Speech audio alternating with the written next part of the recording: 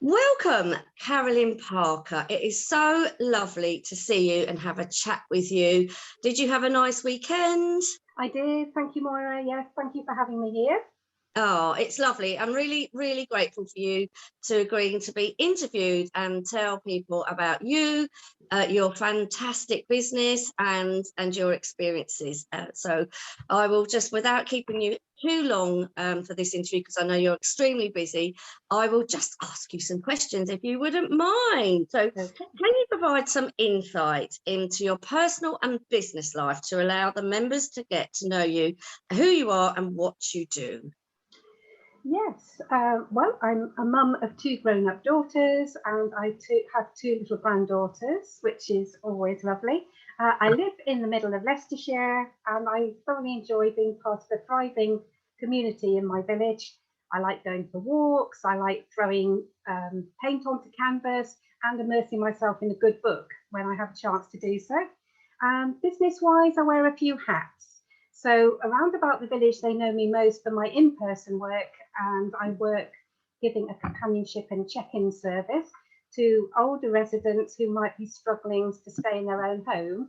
And I just go in to check they're okay and have a chat with them and see where I can help.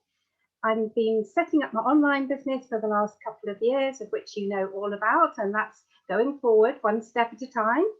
And I'm also started something very new at the beginning of the year. I had the opportunity to write a small chapter in a book, and I love that so much. I've now started to write my first full book. Ooh, that's so brilliant. And what is the name of your online business? It is Restoring Self-Belief. Oh, and it's such a brilliant cause. And what do you do in restoring self-belief other than restoring people's self-belief? I work with ladies midlife and beyond who have got self-esteem and self-image issues as a result of abuse or other emotional trauma. So just helping them to pick up the pieces again and to see themselves as special and valued and of worth. When you come out of a relationship like that, you feel very small and tend to get your validation from other people. But it's very important to love yourself and to know that you can rock it. Exactly. And you're doing brilliant work, helping so many women. And how long have you been an entrepreneur? Now, this question I immediately wrote down the year 2018, because this is when I started a network marketing business. And when I got in, I realized what mindset was, because I'm a mindset mentor now. But then I realized that because I was doing my care work from 2011 as a sole trader, I was officially an entrepreneur from there, but I just didn't recognize it at the time. It's amazing, isn't it? And that's all about self-belief again, isn't it? About not actually recognizing what you're doing and the work you're doing. It all goes back to self-belief and mindset and things like that. So why did you start your lovely business that you're working on now in the first place?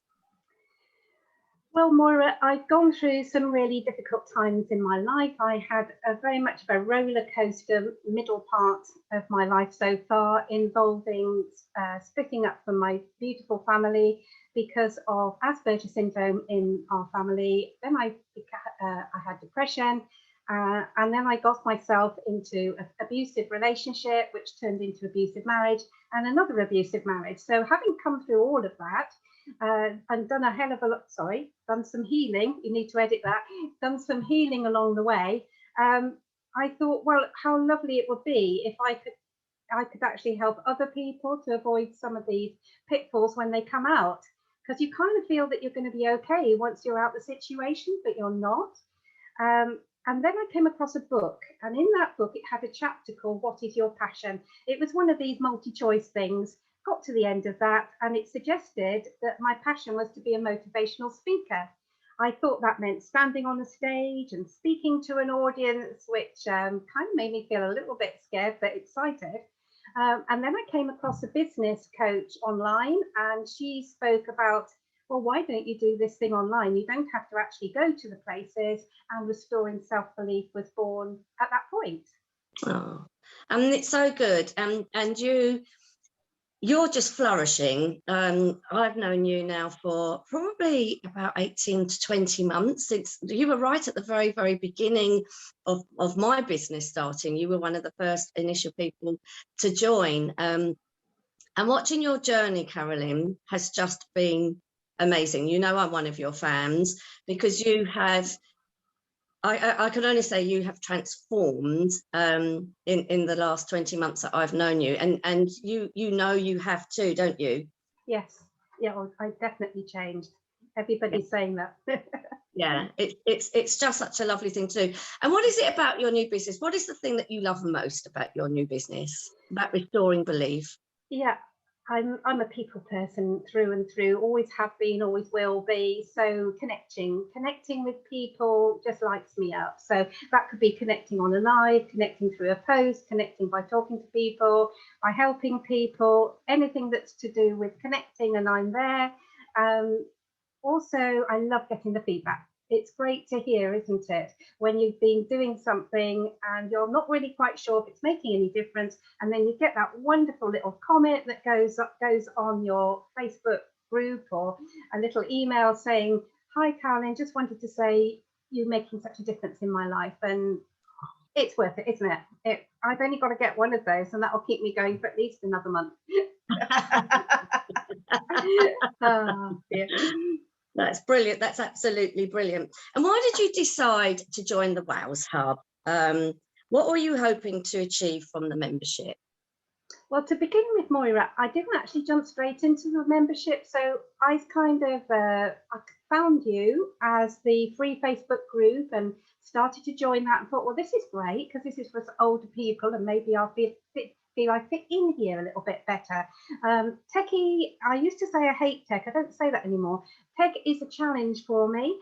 And I felt that some of the other groups which I've joined with maybe a lot of younger people, or people that just understood tech, I would ask a question, I'd get, "Oh, you just do this." And I'm thinking, but I don't know how to do that. So it was lovely. I could come in and got to know people. And then when the membership came up, I joined. And as you remember, I joined to begin with. And then I had a little bit of a stall last year, put it all down. No, I can't do this. Imposter syndrome kicked in big style. But I couldn't actually put it down. There was that passion still inside me. So when I came back, then I was going for it then. Sorry, you asked me what I wanted to achieve from it. And it was really the confidence to take my business and actually consider myself to be a CEO, consider myself to be having a business at all, not just an expensive hobby. And just learning step by step, day by day, so that I can move forward and achieve my goals. Oh, and what is it you love about the WOWS Hub, and how has it really, really helped you? What's the thing? Because we do lots of things in there, don't we? There's lots of things for everybody in there. We do. Now, other people might talk about all the wonderful resources that are in there, which are all great, but for me, it's the live content. It's the turning on the computer and joining in, whether it's a masterclass, whether it's a visibility challenge, whether it's a little bit of mindset and mindfulness and motivation to get us going on a Monday morning, or whether it's your lovely face on a Friday with a glass of wine, helping us wind down at the end of the week. And that's what helps me going. It's being part of a business community where we're forging friendships, supporting one another, and just all helping each other. And we can be real in there. I think some communities you feel you've got to fake it even when you're not doing so well, whereas here you can say when you're having a bad day, everybody will rally around you and help you to move on. I think most of the members find the community, the accountability, and the lives that we have. We have several lives, don't we, during the month where we can all, I don't know, I think it might be our age. Because we grew up communicating like we are now, rather than like doing this all the time. Younger people are just on their phones all the time, and they communicate. A friend of mine told me that her teenagers actually, when they're sitting around the dinner table in the evening, communicate to each other on the phone rather than talk across the table. It's just completely different culture, isn't it? You know, just completely like that. They just wouldn't dream of actually talking to each other. They just send each other a text. Messages. Yeah. Which is crazy. But I think for us, women in midlife, it's important that we feel safe, like you say, that we feel safe, that we can say, actually, I don't understand this, or I've had a really bad day, or I've had a great day, and you know, when you say I've had a great day, everybody is so excited for you. Yeah, they get the party poppers out, and we're all gunning for it, aren't we? It's lovely to see. I just enjoy that companionship with other entrepreneurs that are positive as well. I didn't really have people around me that had a very positive vibe about them, and it's just lovely to step into a community which is basically just so forward looking. Yeah, it does. It makes a real big difference, doesn't it? It really does make a big difference. I love it. I love all of the WOWS in there. Anybody who's wondering what WOWS means, it's Wonderful Older Women Succeeding. And the hub is the hub. The membership is the hub of the whole WOWS collective, of which it's quite a big thing. And we're all WOWS. We're all Wonderful Older Women Succeeding, which I just adore. So what are your long-term plans, Carolyn, from here? What are your long-term plans, do you think? And I know as entrepreneurs, things evolve and change, but what are your long-term plans? It was hard to think of long-term straight away. So I thought of sort of medium-term and long-term. So medium-term just to get things out there, because it's all being created at the moment, to actually have a series of books going, series of courses, have a successful business, feel much more confident in my business shoes, in what I'm doing. And I'm hoping that the books will lead to some speaking opportunities as well. I'm sure it will. As far as very long term concerns, leaving a legacy, I think for a long time I felt when I'm gone, I want this to be able to carry on. I want people that are going through those difficult times to still be able to find those resources that will help them, whether it's a book or a podcast, or they come across a live or something that would just help them to move forward.